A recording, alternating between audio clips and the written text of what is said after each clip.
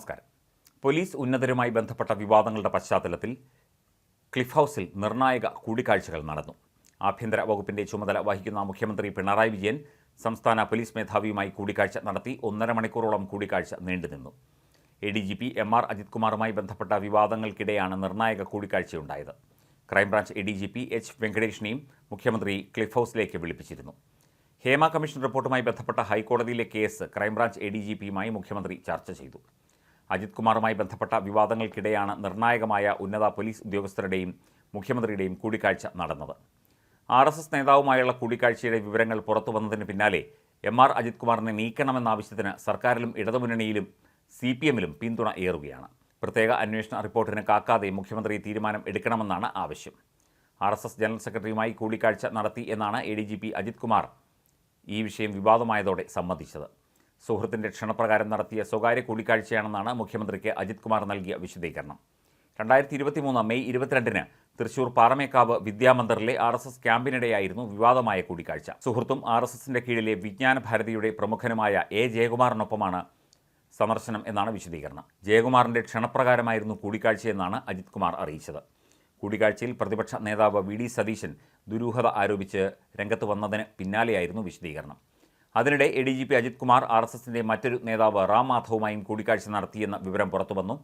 ക്രമസമാധാനത്തിൻ്റെ ചുമതലയുള്ള ADGP MR Ajith Kumar RSS നേതാക്കളെ കണ്ടതിൽ സാങ്കേതികമായി പിഴവൊന്നുമില്ല.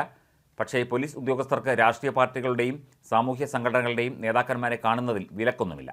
പക്ഷേ അജിത്തിൻ്റെ സന്ദർശനത്തിൽ ചില തകരാറുകൾ ചില മുതിർന്ന പോലീസ് ഉദ്യോഗസ്ഥർ നേരത്തെ ചൂണ്ടിക്കാട്ടിയിരുന്നു. ഇതിൽ ആദ്യത്തേത് അദ്ദേഹം RSSന്റെ നേതാവിനെ അങ്ങോട്ട് ചെന്ന് കണ്ടതാണ്.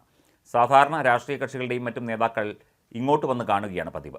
നിരോധനത്തിന് മുൻപ് PFIയുടെ നേതാക്കൾ പോലും പോലീസിലെ ഉന്നതരെ വന്ന് കാണുകയും അവർക്കുള്ള പരാതികളും ആവശ്യങ്ങളും അപേക്ഷകളും മുന്നിൽ വയ്ക്കുകയും ചെയ്യുമായിരുന്നു. അതിൽ തെറ്റില്ല താനും. പക്ഷേ ഈ നേതാക്കളെ അങ്ങോട്ട് പോയി കണ്ടതും അതിന് ഒരു രഹസ്യാത്മക സ്വഭാവം ഉണ്ടായതുമാണ് പ്രശ്നം. എന്തിനായിരുന്നു സന്ദർശനം? അത് രഹസ്യമായി സൂക്ഷിച്ചതിന് എന്താണ് കാരണം എന്നീ ചോദ്യങ്ങൾ സ്വാഭാവികമായി ഉയർന്നു വരുന്നു. സ്വന്തം നിലയ്ക്ക് അജിത് കുമാറിന് RSS നേതാവിനെ കാണേണ്ട കാര്യമുണ്ടോ എന്നതും വളരെ പ്രധാനപ്പെട്ടതാണ്.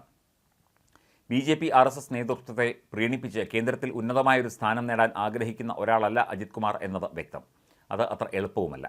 കേന്ദ്രത്തിൽ ഉന്നത സ്ഥാനങ്ങളിലേക്ക് നിയമിക്കപ്പെടണമെങ്കിൽ M-പാനൽ ചെയ്യപ്പെടണം. അതിന് അവിടെ മുൻപരിചയവും മറ്റും വേണം താനും. അതുകൊണ്ട് അങ്ങോട്ട് പോയി കണ്ടതുകൊണ്ടോ മണിയടിച്ചതുകൊണ്ടോ പ്രത്യേകിച്ച് ഗുണമൊന്നും ഉണ്ടാവുകയുമില്ല. അതിനാൽ അദ്ദേഹം പോകണമെങ്കിൽ അതിന് മറ്റെന്തെങ്കിലും ഒരു പ്രേരണ ഉണ്ടായിരുന്നിരിക്കണം. പുറമേക്ക് കാണുന്നത്ര കരുത്തനായ ഒരു ഉദ്യോഗസ്ഥനല്ല അജിത് കുമാർ. അദ്ദേഹം സർക്കാരിനെ ധിക്കരിച്ചുള്ള നിലപാട് എടുക്കാൻ സാധ്യതയില്ല എന്നും റിപ്പോർട്ടുകൾ ഉണ്ട്. ബുദ്ധിയുള്ള സിവിൽ സർവീസ് ഉദ്യോഗസ്ഥർ കോൺഗ്രസിൻ്റെയും CPMൻ്റെയും ഒക്കെ പ്രധാനപ്പെട്ട നേതാക്കളെ പോയി കാണുന്നതും അവരുമായി നല്ല ബന്ധം സ്ഥാപിക്കുന്നതും മുൻപ് പതിവുമായിരുന്നു.